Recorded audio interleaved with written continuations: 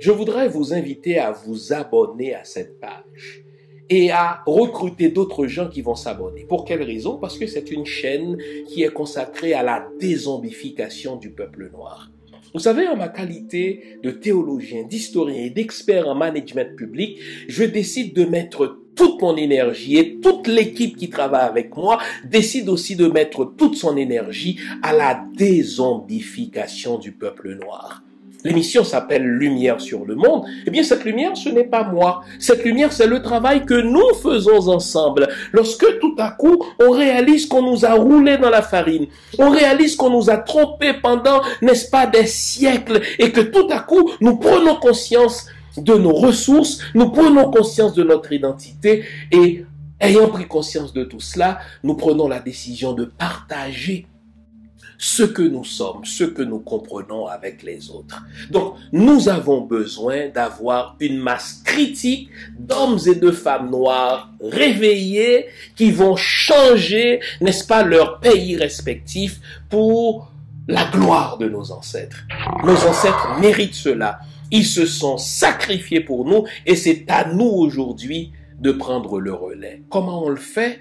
On le fait en se dézombifiant et en dézombifiant les autres. Je vous invite donc à liker ce qui se fait sur cette chaîne, à le sharer, à le partager avec les autres, à vous abonner et si vous l'avez fait déjà, à recruter d'autres qui vont s'abonner. On est ensemble, on garde le moral car tant que va le moral, tout va.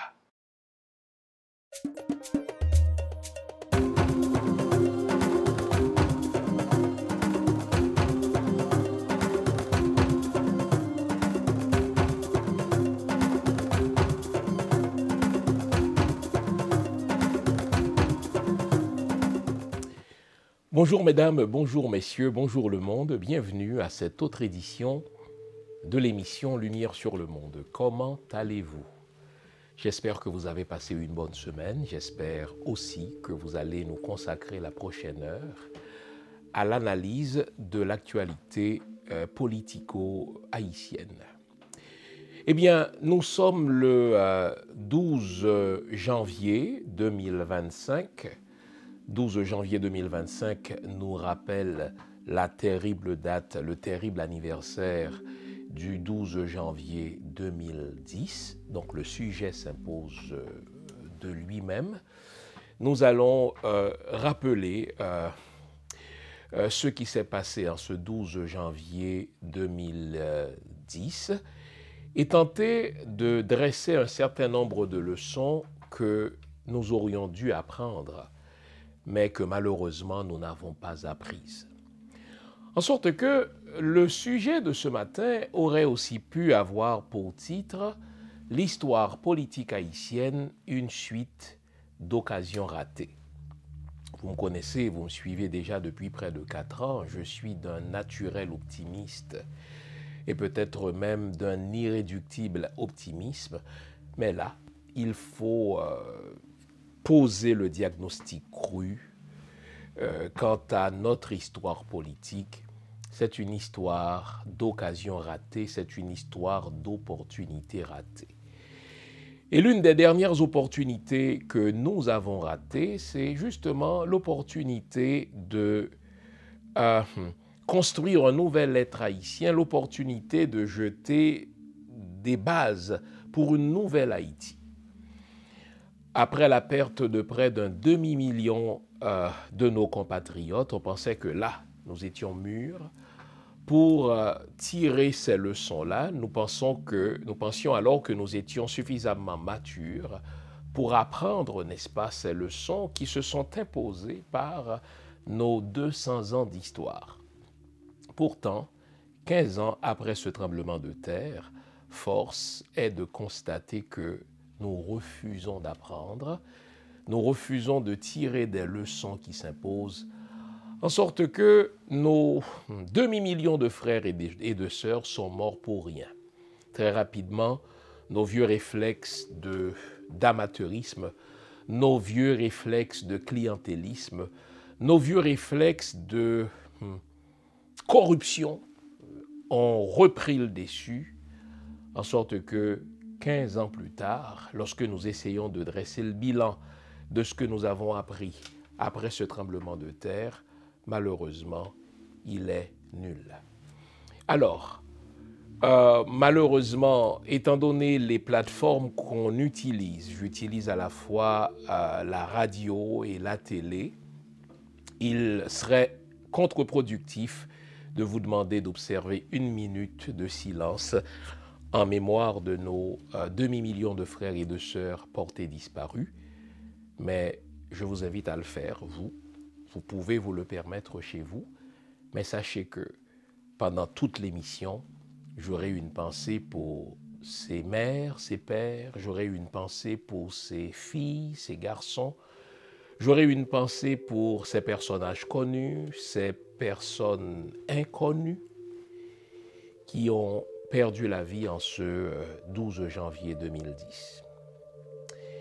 C'est triste qu'ils soient morts dans un tremblement de terre, mais c'est encore plus triste qu'ils soient morts pour rien, car nous n'avons tiré aucune leçon de ce qui s'est produit en ce 12 janvier 2010. Vous connaissez le rituel?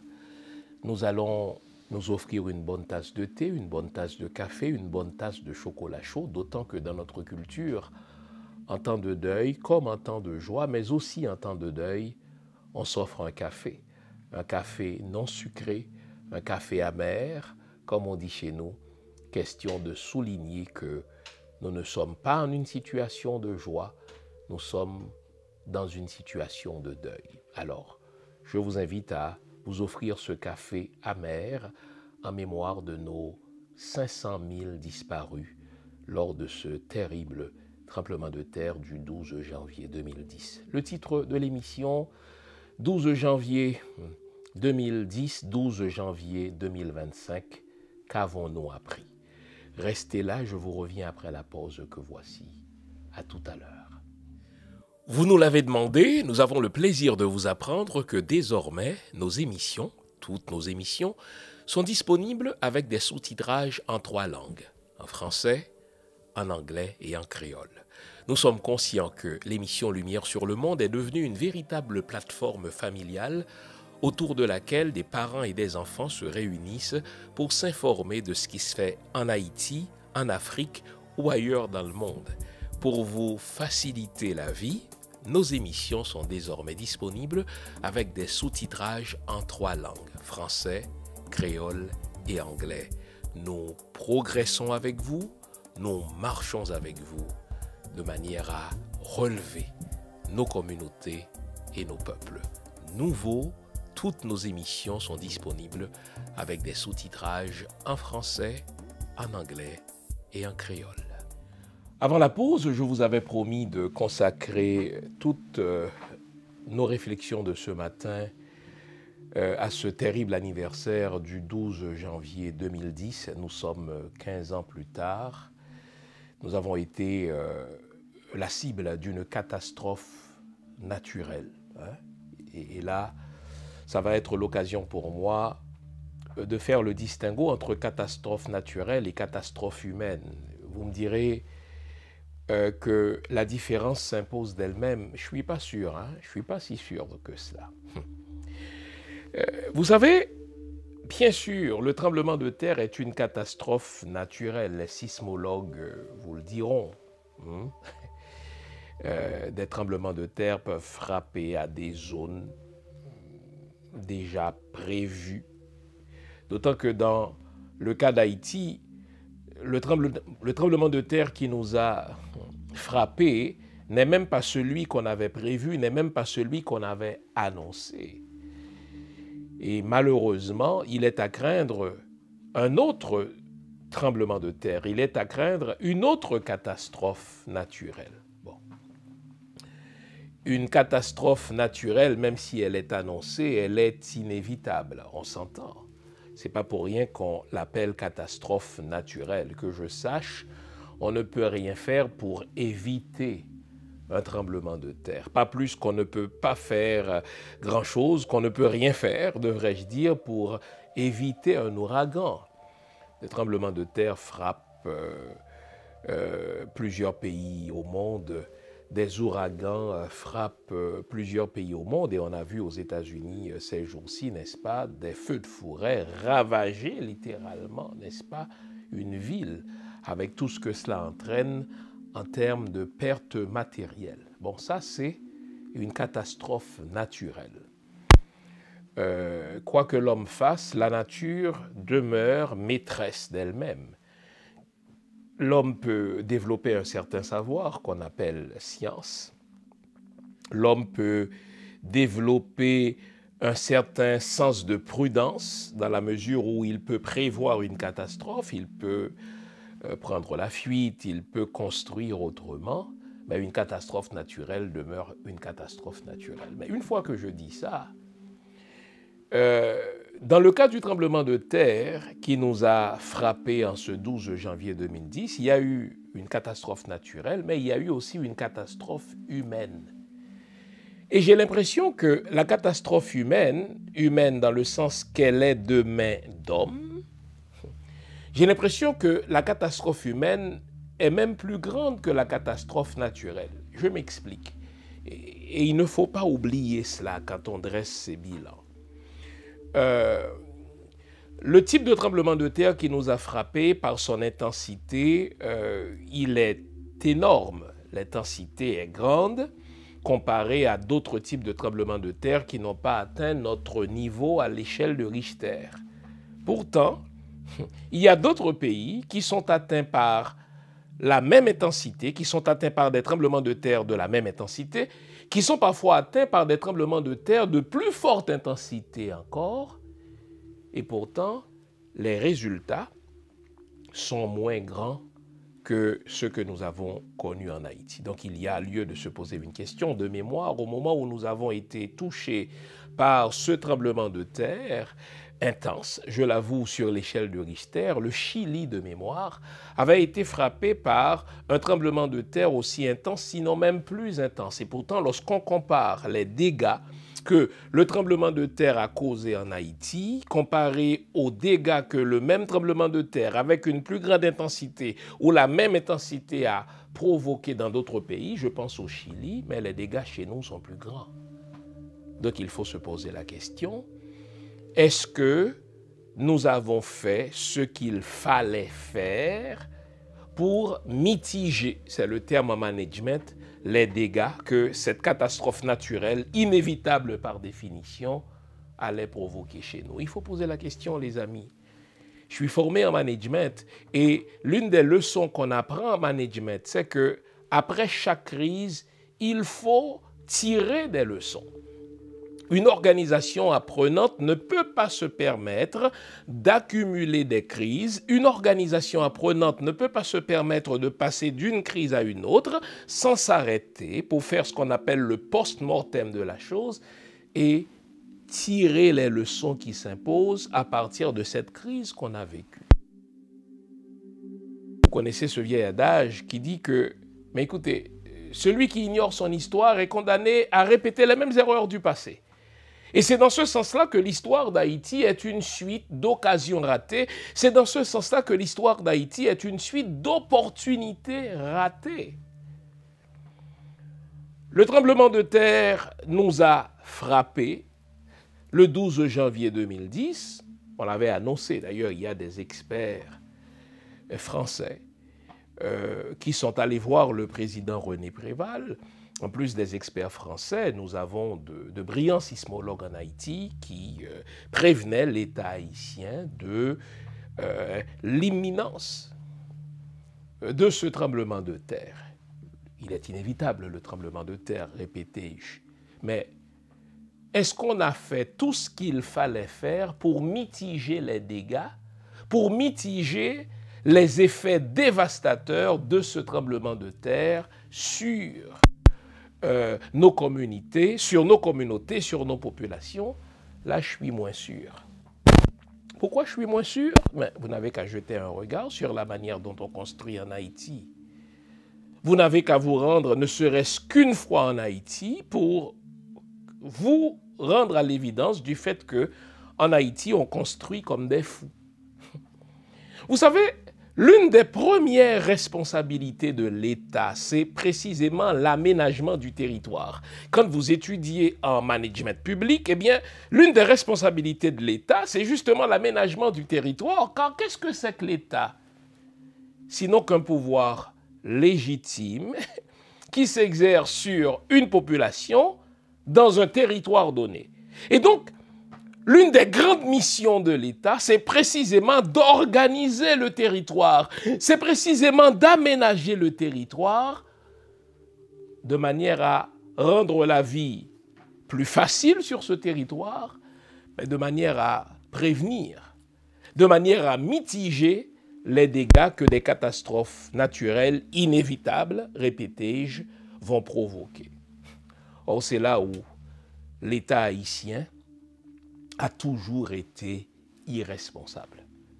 Je dis bien, l'État haïtien a toujours été irresponsable dans les dernières années. Et cela est d'autant plus triste que quand j'ai relu des archives sur Toussaint Louverture, vous savez que j'ai publié, voilà 3 ans, une biographie de Toussaint Louverture. Avec Toussaint Louverture, nous sommes au XVIIIe siècle, pas vrai? Toussaint Louverture est gouverneur de l'île, mais quand Toussaint Louverture doit construire une ville, je pense à la ville d'Henry, je pense à la ville des Gonaïves, l'une des premières choses qu'il fait, il s'assoit avec les architectes, il s'assoit avec des ingénieurs, et dans les plans de la ville, tout est prévu. Il prévoit un endroit où on doit entreposer les déchets de chaque ville, et il prévoit un jour auquel tous doivent participer, tous et toutes doivent participer à des corvées, y compris Toussaint Louverture lui-même, pour brûler ces déchets. Il prévoit des endroits où des écoles doivent être construites. Il prévoit la dimension des routes, la dimension des chemins. Il prévoit des endroits où il ne faut pas construire. Et là, nous sommes au XVIIIe siècle. Nous sommes 300 ans plus tard. Si vous comparez les prévisions de Toussaint Louverture au XIXe siècle aux pratiques de nos administrateurs publics d'après, eh bien, il y a lieu de penser que nos hommes du XXe siècle, nos hommes du XIXe siècle, franchement, remontent à l'époque, n'est-ce pas, des cavernes. C'est à ce point tel qu'ils n'ont aucune notion de ce qu'on appelle l'aménagement du territoire. Et vous savez, ce n'est même pas une question de moyens, c'est une question de vision. Nouveau, bonne nouvelle, toutes les émissions Lumière sur le Monde se trouvent désormais en mode podcast. Cela veut dire que vous pouvez continuer à vaquer à vos occupations tandis que vous nous écoutez, où que vous soyez, dans votre voiture, à l'épicerie, au travail, en faisant vos courses ou à la maison. Toutes les émissions Lumière sur le Monde en français et en créole sont en mode podcast. Vous les trouverez sur Apple Podcast, Spotify, Podcast Index, Google Podcast, Amazon Music, Stitcher et les autres. Nous sommes partout en mode podcast. Il n'en tient qu'à vous. Nouveau, bonne nouvelle, Lumière sur le Monde est en podcast.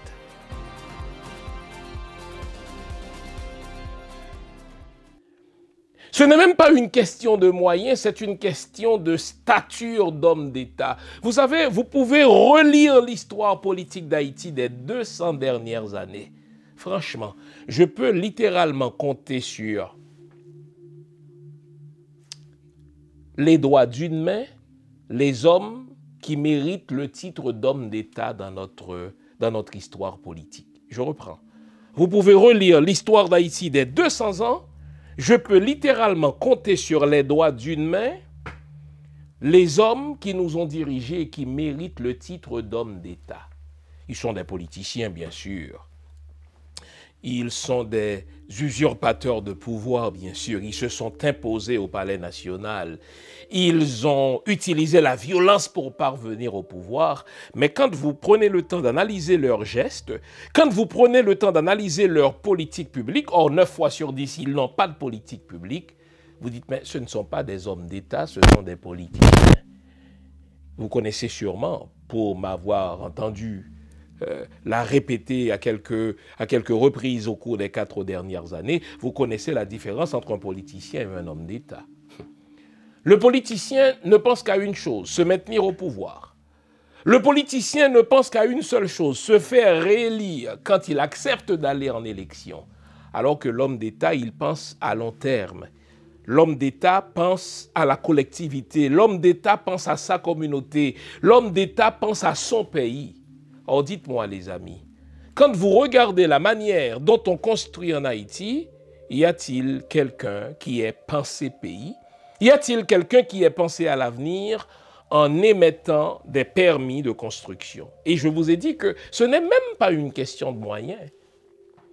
Quand vous vous rendez dans des endroits huppés, parce qu'il y a des endroits huppés, n'est-ce pas, en Haïti, quand vous vous rendez dans des endroits huppés, n'est-ce pas, à Port-au-Prince ou dans l'agglomération de Port-au-Prince, les maisons huppées ne sont pas construites de manière à tenir compte non plus de l'aménagement du territoire. Souvent, vous regardez l'espace entre deux maisons, vous regardez les dimensions des rues, mais vous dites, mais les gens qui ont construit ces maisons costaudes, ces gens qui ont construit littéralement ces manoirs, ces gens qui ont construit, n'est-ce pas, ces châteaux-là, est-ce qu'ils ont pensé que pour se rendre dans leur maison, mais il faut utiliser quelque chose qu'on appelle un véhicule, quelque chose qu'on appelle une voiture, si bien que quand on construit une ville, quand on aménage le territoire, il faut penser à des plans d'aqueduc. Voilà une autre chose à laquelle Toussaint Louverture avait pensé. Les plans, n'est-ce pas, de la conduction d'eau. Donc, ce qu'on appelle l'aqueduc, tout ceci était prévu par Toussaint Louverture.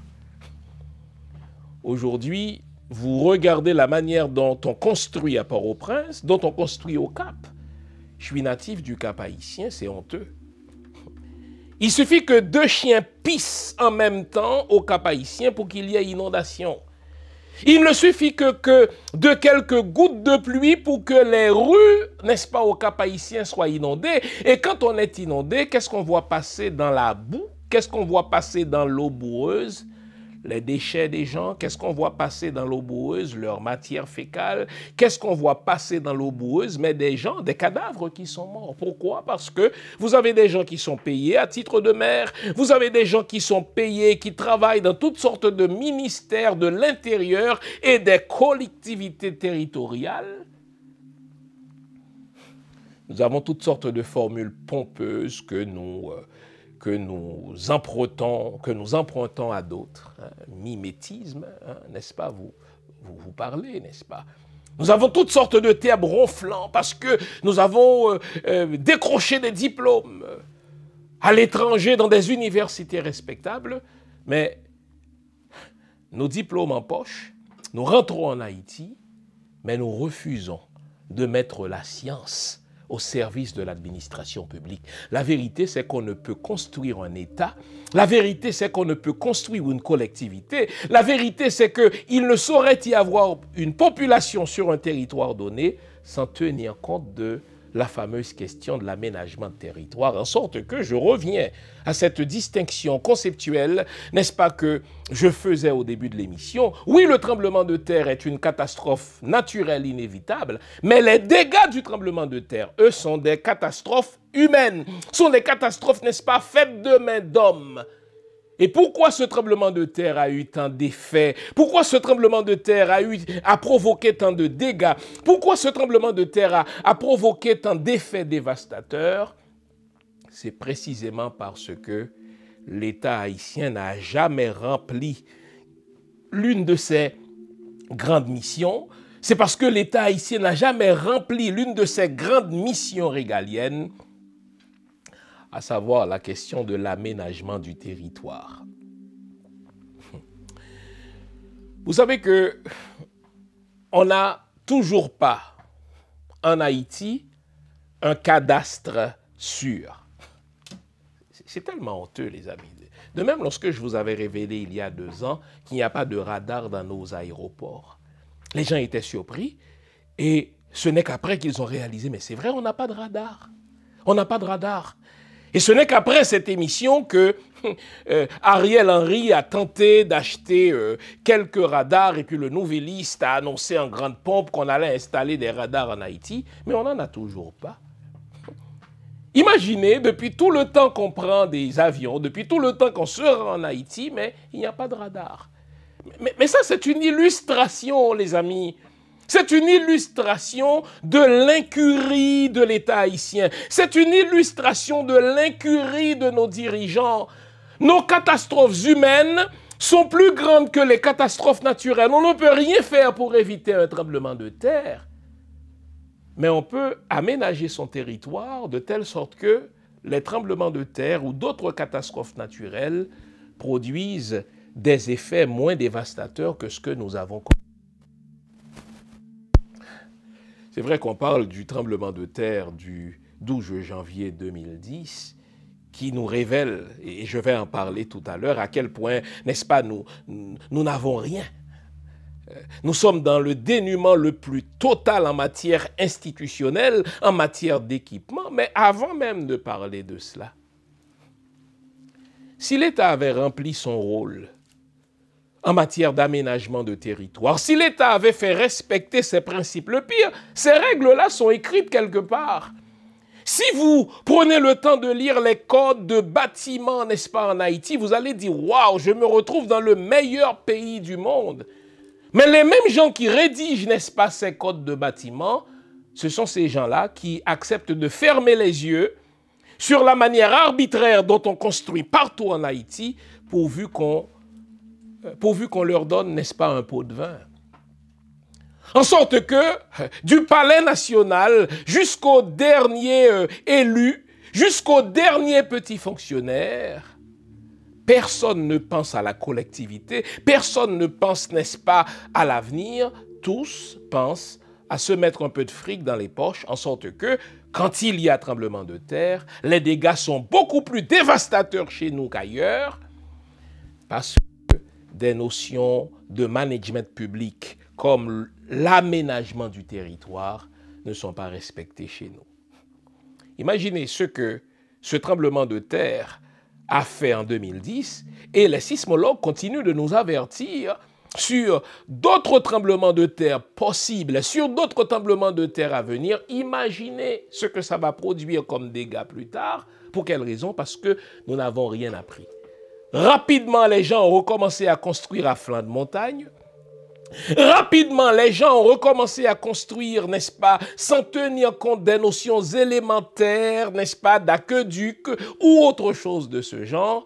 Et vous avez des gens dans divers ministères qui sont payés pour veiller à l'aménagement du territoire, qui sont payés pour faire respecter ces règles-là, qui continuent de se faire payer par l'État, mais qui se font payer par des particuliers de manière à fermer les yeux sur le non-respect de ces règles-là, en sorte que, en Haïti, je vais vous regarder dans les yeux pour vous le dire, nous vivons comme des imbéciles.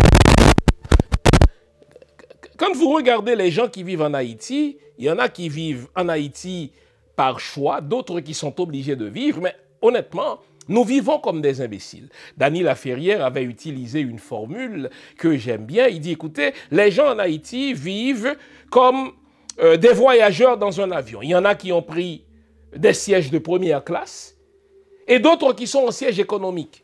Et tout à coup, on nous annonce qu'il y a une bombe dans l'avion. Vous allez l'annoncer à ceux qui sont en première classe, ils disent, mais écoutez, c'est pas grave, nous sommes en première classe. C'est confortable là où nous sommes en première classe, on nous sert du bon vin, nous sommes en première classe, on nous sert des repas, mais les gens en classe économique, ils n'ont rien. Mais la vérité, c'est qu'au moment où la bombe va exploser, on va tous crever. Mais c'est ça Haïti aujourd'hui, les amis. Par le fait que ceux qui ont de l'argent ne respectent pas plus les règles. Au contraire, ils sont ceux qui ne les respectent pas parce qu'ils peuvent payer ceux qui sont au pouvoir pour ne pas les respecter, mais nous vivons comme des imbéciles. Ceux qui construisent des maisons costaudes, ceux qui construisent, n'est-ce pas, des taudis, construisent littéralement n'importe comment, n'importe où, Ceux qui ont de l'argent se disent, au moins nous sommes confortables, nous sommes en première classe dans l'avion. Ceux qui n'ont pas les moyens disent, au moins on a un endroit, n'est-ce pas, où dormir. La vérité, c'est qu'à chaque fois qu'une catastrophe naturelle va frapper, les dégâts humains, les dégâts qui sont causés par notre insouciance, les dégâts qui sont causés par notre inconscience, les dégâts qui nous sont causés par nos conneries, vont être plus grands que la catastrophe naturelle, en sorte que ce n'est pas tant le tremblement de terre, et je vais peser mes mots pour vous le dire, ce n'est pas tant le tremblement de terre qui a tué 500 000 de nos frères et sœurs, c'est l'État haïtien qui les a tués. C'est l'État haïtien qui les a tués par son manque de professionnalisme. C'est l'État haïtien qui a tué ces gens-là par son manque de sens de l'État. C'est l'État haïtien qui a tué ces gens-là par son manque de patriotisme. C'est l'État haïtien qui a tué ces gens-là par sa corruption. En sorte que oui, on ne pourra toujours pas éviter des tremblements de terre, mais on pourrait tirer des leçons qui s'imposent en matière d'aménagement de territoire pour qu'en cas de tremblement de terre, il y ait moins de dégâts humains. Mais tout le monde s'en fout dans ce pays, tout le monde s'en fout. Le pire, vous avez des politiciens qui sont morts dans ce tremblement de terre. Vous avez des politiciens qui se retrouvaient justement sous des décombres pendant des heures, pendant des jours. On les a sortis de là à grande difficulté. Vous savez quoi? Quand ils sont revenus, ils ont recommencé à se livrer aux mêmes pratiques de corruption, aux mêmes pratiques de politique aérie. Chez nous, on dit, et je traduis, le microbe qui doit tuer l'haïtien n'a pas encore été conçu. Mais je vais paraphraser en disant, la catastrophe naturelle qui doit frapper l'haïtien pour qu'il comprenne enfin, Dieu ne l'a pas encore conçu. Si un tremblement de terre qui a emporté un demi-million de personnes n'a pas suffi pour faire prendre conscience à nos dirigeants qu'il nous faut gérer autrement l'aménagement du territoire, je ne vois vraiment pas ce que la nature doit provoquer pour qu'on comprenne enfin. Donc, c'était important pour moi de dresser ce distinguo entre catastrophe naturelle inévitable et catastrophe humaine évitable. En sorte que ce n'est pas tant le tremblement de terre qui a emporté 500 000 personnes, j'insiste pour le dire, que l'incompétence, l'incurie, l'amateurisme, la corruption des divers dirigeants haïtiens qui se sont succédés au cours de nos 200 ans d'histoire, voilà ce qui a emporté un demi-million de personnes. Si on avait aménagé le territoire autrement, si on avait imposé les règles du code de bâtiment tenant compte de la science, bien sûr qu'il y aurait tremblement de terre. Mais le tremblement de terre aurait des effets moins dévastateurs, à l'image par exemple de ce qui a été produit au Chili ou dans d'autres pays qui pourtant connaissent des tremblements de terre beaucoup plus intenses à l'échelle de Richter.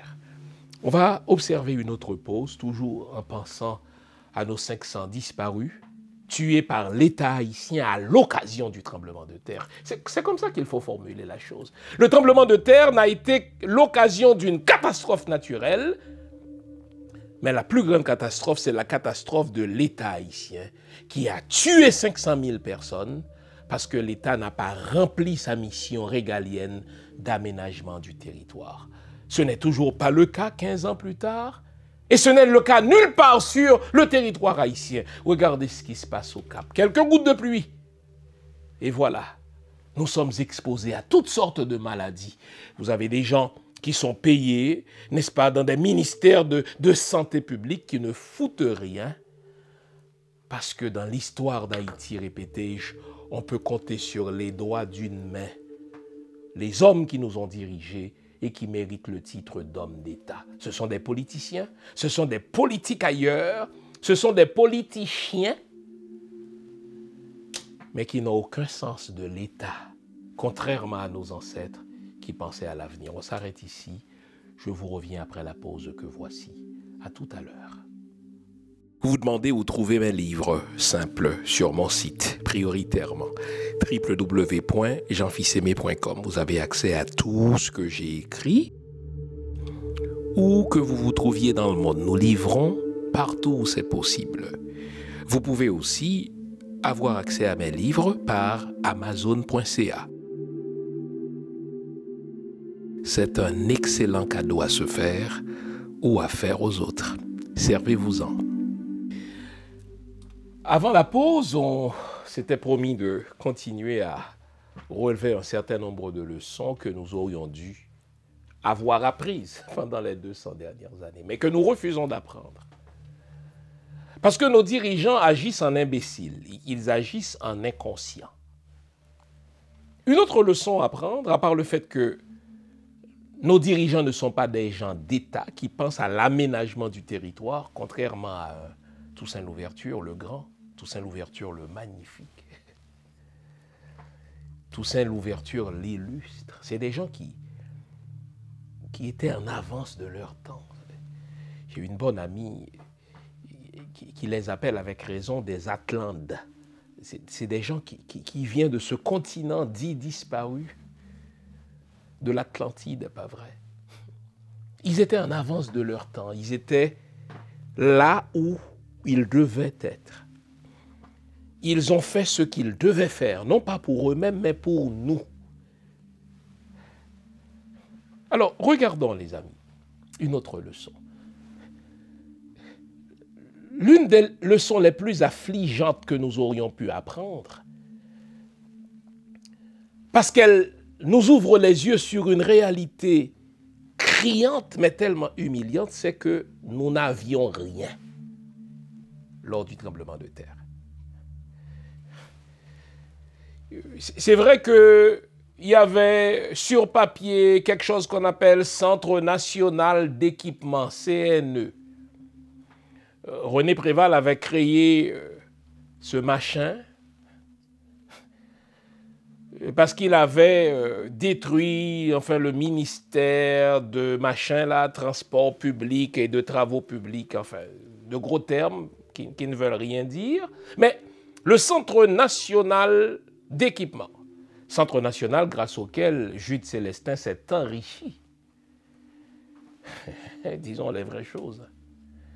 Mais le Centre national d'équipement aurait dû être une entité d'État dont la mission première est de s'équiper, dont la mission première est de se doter d'équipements lourds pour répondre aux besoins de la population haïtienne en cas de catastrophe naturelle. Quand on dit équipement lourd, on n'a pas à réinventer la roue à chaque fois. On se compare à des pays qui nous ressemblent. On envoie nos experts constater sur place ce qu'ils ont et on se dote de ce qu'ils ont. C'est pas compliqué, là. C'est pas compliqué.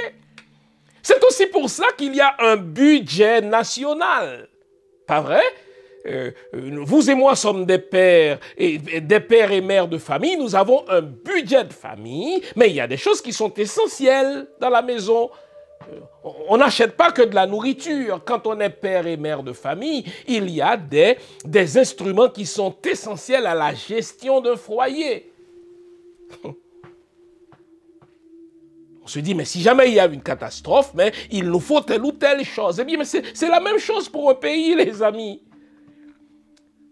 René Préval a décidé de créer ce machin chouette qu'on appelle Centre national d'équipement, fine, mais il devrait y avoir un budget substantiel alloué à ce Centre national d'équipement pour s'équiper de machinerie lourde, pour doter le pays de machinerie lourde en cas de catastrophe naturelle. On va regarder ce que des pays qui nous ressemblent ont. On va regarder ce que des pays qui sont plus avancés que nous ont. Et alors là, on se dit, mais tiens, puisque nous sommes situés dans une zone, n'est-ce pas, qui est régulièrement exposée à des ouragans, à des tempêtes, qu'est-ce que cela nous prend pour nous préparer lors des tempêtes? Et alors, on se dote de ces équipements. Et lorsqu'on va se doter de ces équipements, on n'y va pas, n'est-ce pas, comme des corrompus qui font appel à des petits amis de manière à avoir leur commission. Non, on fait appel à un marché public, n'est-ce pas? On va comparer les meilleures compagnies, les meilleurs fournisseurs et on se dote là où il y a les meilleurs équipements à meilleur coût. C'est comme ça qu'on gère un pays, les amis. Avez-vous remarqué que lors de ce tremblement de terre, malgré le fait qu'on disait avoir un centre national d'équipement qui enrichissait les uns et les autres, dont Jude Célestin, on n'avait rien. On n'avait rien. Le pire, si en 2010, on n'avait rien en matière d'équipement lourd, 15 ans plus tard, notre situation s'est empirée. On n'a toujours rien. On n'a toujours rien. Quand il y a des catastrophes naturelles, quand il y a une maison qui s'effondre, c'est souvent des équipements de particuliers ou bien des particuliers qui font don d'un équipement lourd pour aider l'État haïtien. C'est tellement honteux. Quand il y a une catastrophe naturelle, je revois, n'est-ce pas, les effets dévastateurs de ces pluies diluviennes au Cap haïtien, mais l'État est toujours démuni et puis ils font plein de réunions, ils vont réagir. Nous n'avons rien, les amis. Pourquoi nous n'avons rien? C'est parce que nous n'avons pas d'institution. Sur papier, Haïti, c'est le plus beau pays du monde. On a toutes sortes d'entités, on a toutes sortes d'unités, on a toutes sortes de ministères. Il y a des budgets qui sont prévus, n'est-ce pas, pour équiper ces entités-là. Mais quand vous allez voir, dans la réalité, on n'a rien. Quand le tremblement de terre est arrivé, enfin c'est la phrase risible de René Préval, « My palace collapse ». Mais un, ce n'est pas votre palais, c'est le nôtre. Mais de deux, le gars se tenait devant du monde. Ah oui, le président Obama m'appelle, le président un tel m'appelle, je n'ai pas eu de ligne de téléphone, je ne sais pas comment répondre. Mais crétin, vous devriez avoir honte. Au temps de René Préval, 65% du budget national, vous écoutez ça? 65% de notre budget national dépendait des dons des pays étrangers. C'est tellement honteux. Bien sûr que les pays ont besoin de coopération. Pendant nos premières années d'histoire, nous avons aidé tant de pays, je vous en ai parlé la semaine dernière. Mais il y a coopération, mais il y a vivre aux dépens des autres, il y a coopération, il y a aussi vivre, n'est-ce pas, au crochet de la communauté des nations malveillantes. Quand cela nous est arrivé, nous étions à ce point démunis que pour tirer des survivants des décombres, les civils sont intervenus les mains nues. En sorte que la plupart des gens qui ont survécu aux décombres l'ont été grâce à l'intervention des civils qui sont intervenus de manière volontaire à main nue. Parce que l'État haïtien n'a jamais pensé à se doter d'équipements lourds en cas de catastrophe naturelle. Vous pensez que c'est normal, ça? Vous pensez que c'est normal? Le pire, 15 ans plus tard, si à Dieu ne plaise, comme on dit en créole, mandez mon Dieu pardon, si à Dieu ne plaise, il devait y arriver, n'est-ce pas? Il devait y avoir un autre tremblement de terre, on serait encore plus démunis que nous l'avons été il y a 15 ans. Pourquoi? Parce que pendant les 15 dernières années, nos politiciens sont devenus de plus gros voleurs encore qu'ils n'ont été il y a 15 ans. Pendant les 15 dernières années, nos politiciens sont devenus de plus grands corrompus encore qu'ils ne l'ont été il y a 15 ans. Pour quelle raison? Parce que nous avons détruit toutes nos institutions. Ce que ce tremblement de terre nous a appris, ou aurait dû nous apprendre, c'est que nous n'avons pas d'institution. En 200 ans d'histoire, citez-moi une seule institution qui marche en Haïti.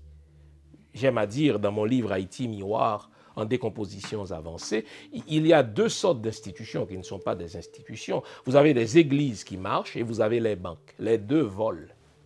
Les banques volent des gens. Les banques prennent mon argent et elles refusent de me prêter de l'argent. En sorte que, plus de 100 ans après l'histoire des banques en Haïti, j'aime à le redire, la banque continue à prêter de l'argent qu'à 6% de sa clientèle, ce qui est un non-sens. Entre-temps, vous déposez de l'argent américain dans une banque, vous réclamez votre argent américain, la banque dit non, moi je n'ai pas d'argent américain à vous donner, je vais vous le donner en gourde.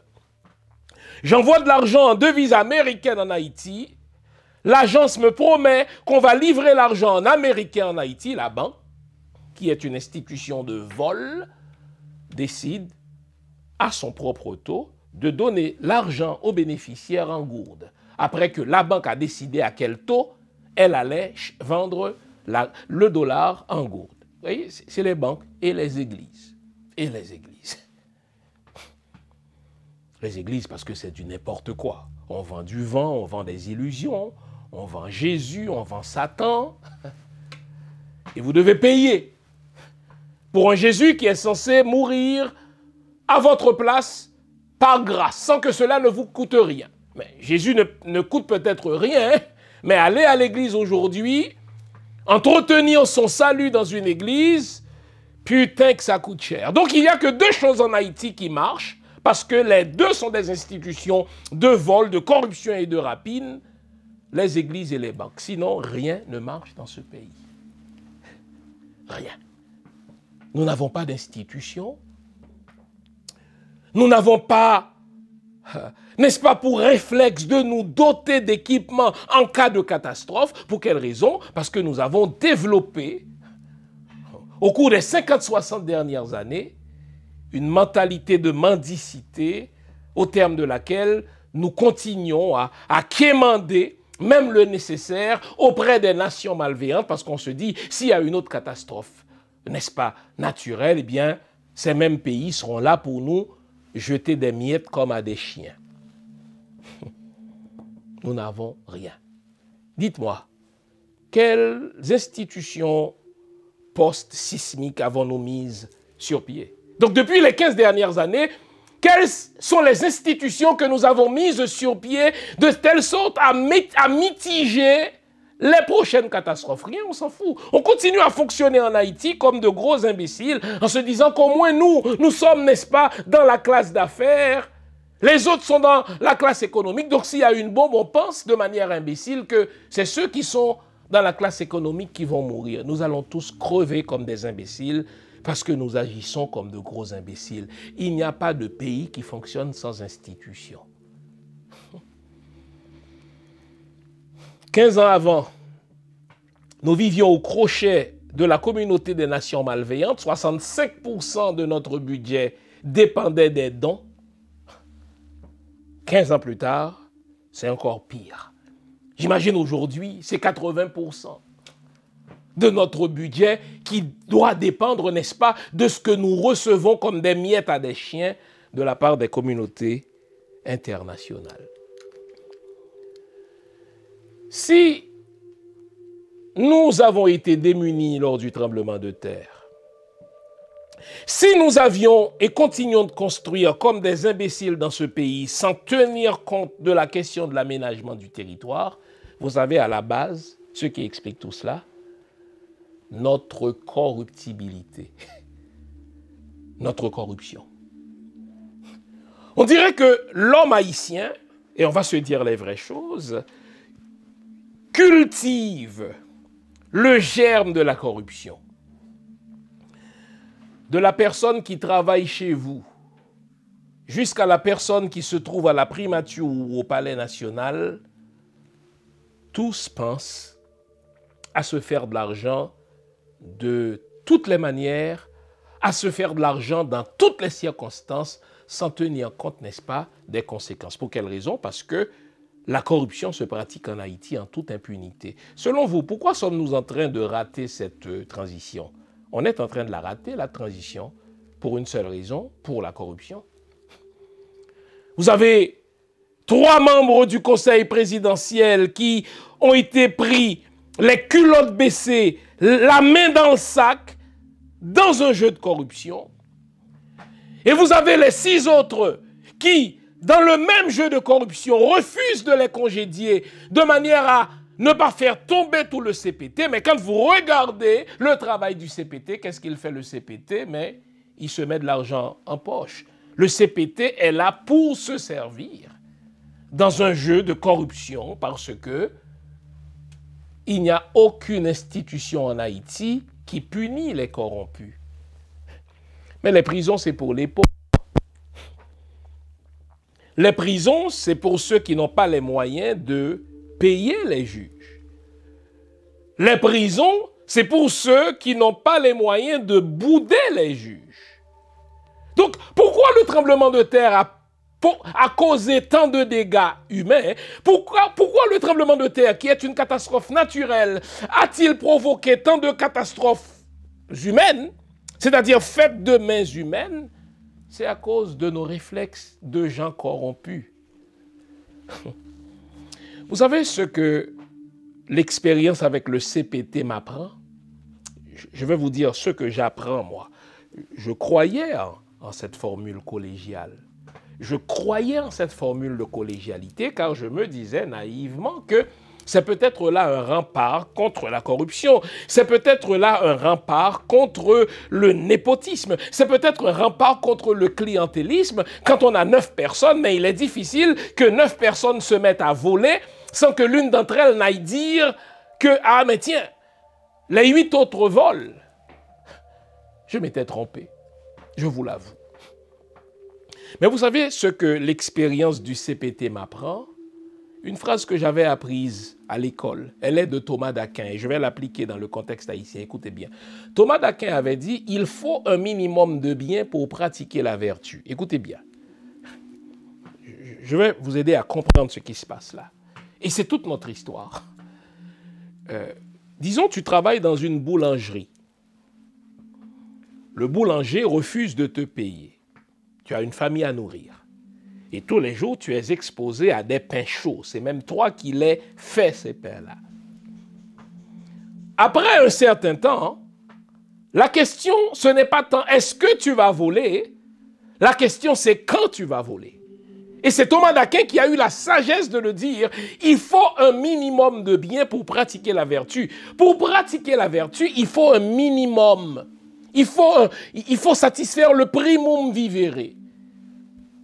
Vous savez ce qui se passe en Haïti? La plupart des gens, mais l'écrasante majorité des gens qui sont au pouvoir n'avaient rien juste avant de parvenir au pouvoir. Ils n'avaient pas d'argent, ils mangeaient un repas sur 10 quand ils le mangeaient. Ils n'avaient pas un endroit où vivre.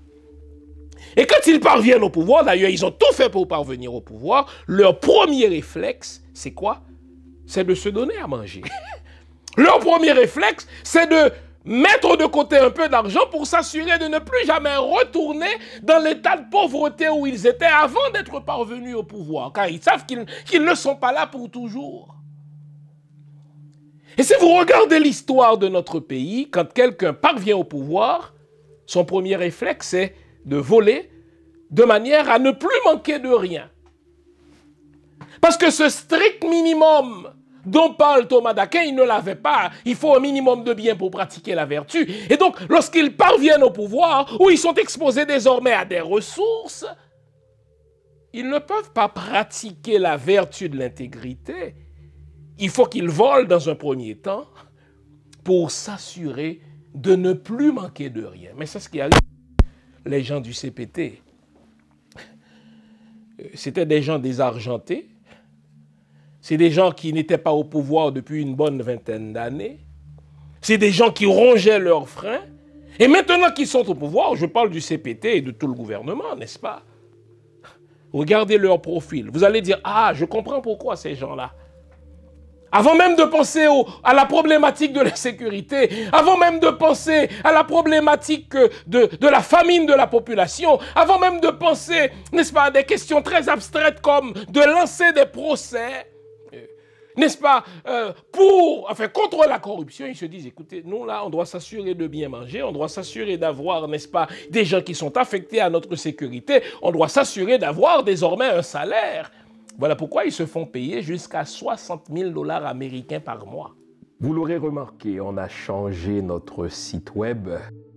Sur le site web, vous trouverez plusieurs onglets. L'onglet Accueil vous souhaite la bienvenue et tout de suite après, vous tombez sur l'onglet Biographie. Alors là, vous avez une idée des études que j'ai faites. Ensuite, vous avez l'onglet boutique. Dans l'onglet boutique, vous trouverez mes livres. Jusqu'à présent, j'en ai écrit 14. Toujours dans la boutique, vous aurez aussi accès au type de formation que j'offre, soit à des individus ou à des entreprises. Vous avez aussi l'onglet événements. À l'onglet événements, on vous dit ce que je fais, où je le fais et quand je le fais. Comme ça, si je présente une conférence quelque part, si je donne une formation quelque part, vous le savez. Mais ça, c'est à venir. À l'onglet articles, vous avez accès à quelques-uns des articles que j'ai fait paraître sur moult sujets.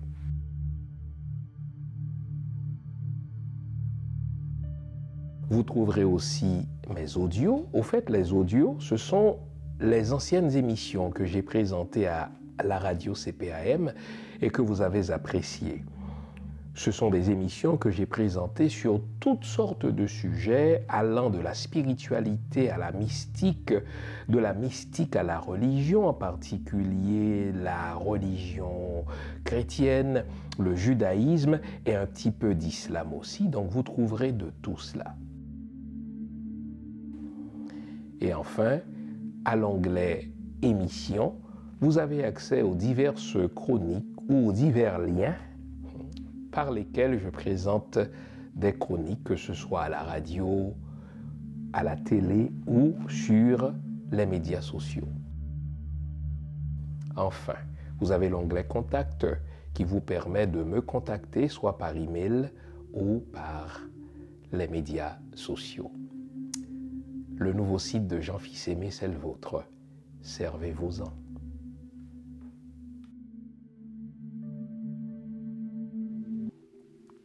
Mais ça, c'est l'histoire de tout Haïti. Pourquoi, selon vous, lors du tremblement de terre, on n'avait rien, malgré le fait qu'on avait un centre national d'équipement? Mais parce que le budget qui était alloué à ça était détourné par des gens qui avaient faim. Avant de parvenir au pouvoir, ils avaient faim. Quand ils sont parvenus au pouvoir, ils n'avaient peut-être plus faim. Mais par peur d'en manquer un jour, ils sont restés au pouvoir pour continuer à voler et à détourner des fonds. Pourquoi 15 ans plus tard, si à Dieu ne plaise, on devait être frappé par une catastrophe naturelle, on n'aurait toujours rien parce que ceux qui sont au pouvoir continuent de détourner des fonds publics. Pourquoi? Parce que nous n'avons pas d'institutions qui punissent en Haïti. Pourquoi? Parce que la corruption se fait en toute impunité en Haïti. Pourquoi? Parce que en Haïti, quand on est au pouvoir et qu'on ne vole pas, mais on nous traite d'imbécilité. Mais quand on est au pouvoir et qu'on vole, mais c'est alors que nous sommes intelligents. Les gens du CPT sont intelligents. Les gens qui sont dans les divers ministères de ce gouvernement de transition, ils sont intelligents. Tout comme ceux qui étaient au pouvoir sous Ariel étaient intelligents. Entendons voleurs. On ne peut construire un pays sans institution qui punit. Quel est le rôle de la justice? La justice est là pour prévenir. La justice est là pour punir. La justice doit punir de telle sorte qu'on ne reproduise pas les mêmes comportements. Mais quand le ministère de la Justice ne punit plus, mais c'est qu'il encourage la corruption et le vol. Et c'est ce qui se passe, les amis.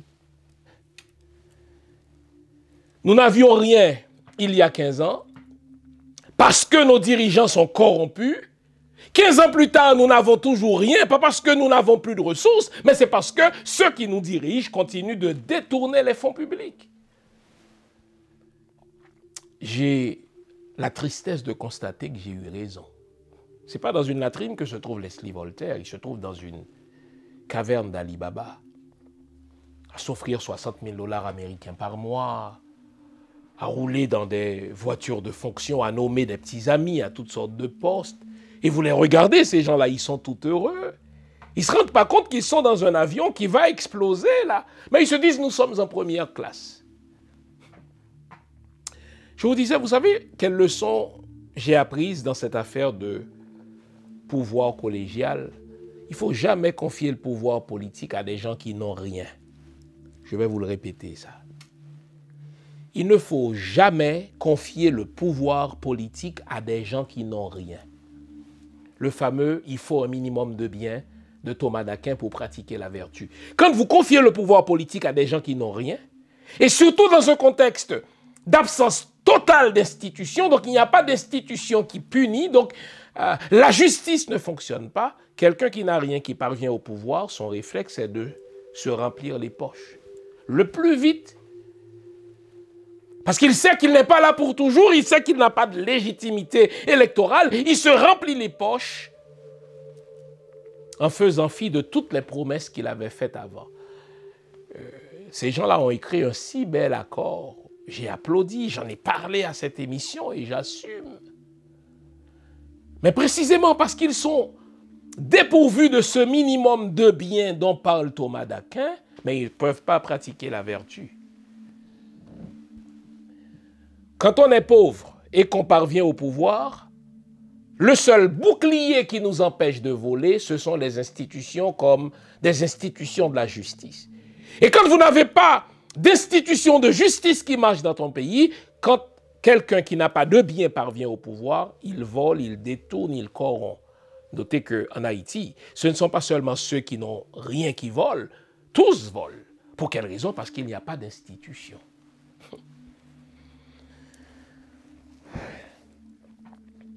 Le tremblement de terre, c'était l'occasion aussi pour nous de découvrir comment les réflexes de vol, les réflexes de corruption sont tout simplement humains.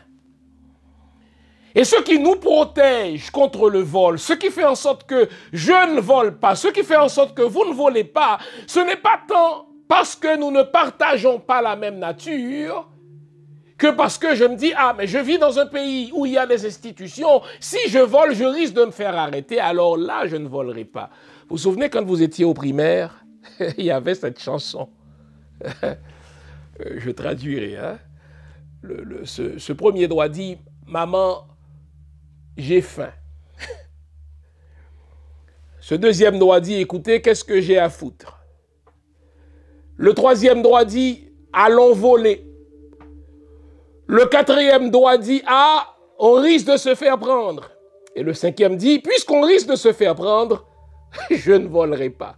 Vous vous souvenez, on va rappeler ça en créole. S'il a dit maman, moi, grand goût, s'il a dit ça pour me faire pousser, s'il a dit en aller voler, s'il a dit si aucun bénou, s'il a dit ah, moi, je ne pas la donne. Et vous savez, nous avons cette sagesse. Hein? Celui-ci dit ah, maman, j'ai faim. L'autre dit ah, mais qu'est-ce que j'ai à foutre? Le troisième dit mais allons voler. Le quatrième dit ah, on risque de se faire prendre. Et le cinquième dit, ah, mais puisqu'on risque de se faire prendre, alors là, je ne volerai pas. Mais quand on connaît la nature humaine, ce sont les institutions qui nous empêchent de commettre le mal. Ce sont les institutions qui nous empêchent de sombrer dans la fraude. On l'a vu lors du tremblement de terre. La Croix-Rouge a détourné des fonds publics, mais il s'agit d'un pays de nègres, tout le monde s'en fout. Les Clinton ont détourné des fonds de la construction vers leur Clinton Foundation. Puisqu'il s'agit d'un pays de nègres, tout le monde s'en fout. La commission intérimaire pour la reconstruction, la CIRH, au conseil de laquelle siégeaient des nationaux et des internationaux, ils ont tous volé. Mais qu'est-ce qui va faire en sorte que dans un pays comme le Canada, dans un État comme le Québec, même s'il y a corruption, on va quand même faire attention parce qu'il y a des institutions qui veillent. Chez nous, on ne se donne pas d'institutions qui veillent. Alors le risque de se faire prendre du quatrième doigt n'existant pas, alors tous volent.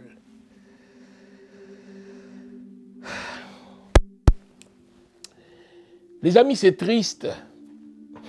C'est triste de constater comment notre histoire haïtienne, c'est une histoire d'opportunités ratées, une histoire d'événements ratés. Regarde, ce tremblement de terre, il s'est produit. C'est un tremblement de terre naturel, d'accord? Les dégâts, eux, sont humains parce que Nous n'avons pas su prévenir. Or, administrer, c'est prévoir. Si un Toussaint Louverture a su aménager un territoire, à combien plus forte raison, nous, avec toute la science dont nous disposons, devrions-nous faire montre de préparation, de science. Mais nous n'avons pas fait. Mais je disais une suite d'événements ratés. Vous avez exemple, cette affaire de Fonds national pour l'éducation lancée par l'équipe de Laurent Lamotte, équipe détestable, hein, et de Michel Martelly, voleur de son État. Mais c'est un bon réflexe. Sur chaque dollar que vous et moi de la diaspora envoyons vers Haïti, l'État perçoit un certain montant, soi-disant pour l'éducation. Mais ça aussi, c'est une occasion ratée. L'argent est détourné. Autant de Martelly, personne ne rendait compte. Autant de Jovenel, on a fait un rapport bidon. Sous Ariel Henry, aucun rapport. Et là, c'est terrible, les politiciens. J'ai eu mon ami là. J'ai mon ami Antoine Augustin. C'est mon ami qui est aujourd'hui ministre de l'Éducation. Je me rappelle avoir eu une longue conversation avec lui au moment où on le nommait ministre de l'Éducation. Et il me promettait de lancer, dans les 100 jours de son installation, un audit sur ce Fonds national de l'éducation. On doit savoir quels montants sont recueillis tous les mois et à quoi ce montant-là sert.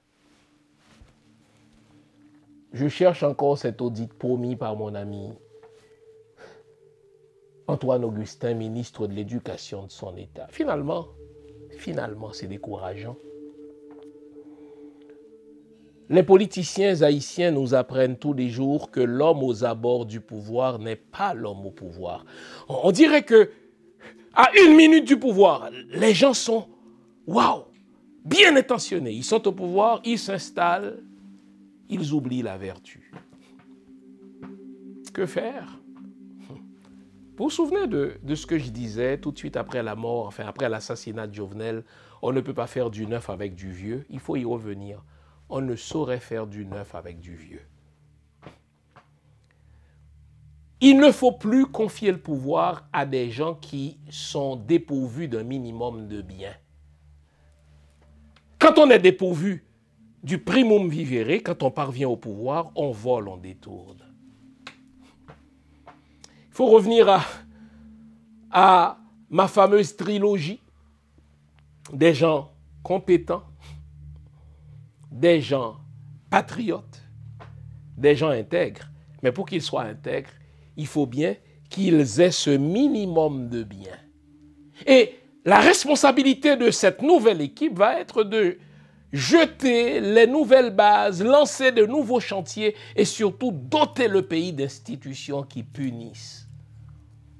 Sans institutions qui punissent, tous ceux qui vont parvenir au pouvoir vont voler comme les autres et ils vont voler en plus grande quantité encore pour s'assurer de ne plus jamais manquer de rien. Voilà un tremblement de terre inévitable, mais dont les dégâts auraient pu être mitigés, dont les dégâts auraient pu être moindres si l'État gérait avec un peu de science, si l'État gérait avec un peu de conscience, si l'État gérait avec un peu d'humanisme. Nous sommes en train de rater cette transition pour les mêmes raisons qu'on a raté toutes les opportunités de ces 200 dernières années. C'est triste, les amis, mais parfois il faut poser le diagnostic tel qu'il est. Refuser de dire qu'on n'a qu'une petite migraine alors qu'on a un cancer. Refuser le Tylenol parce que ce qu'il faut, c'est une chirurgie en profondeur. Vive Haïti, les amis. Gardons le moral quand même, car tant que va le moral, tout va. Bonne semaine. Au revoir.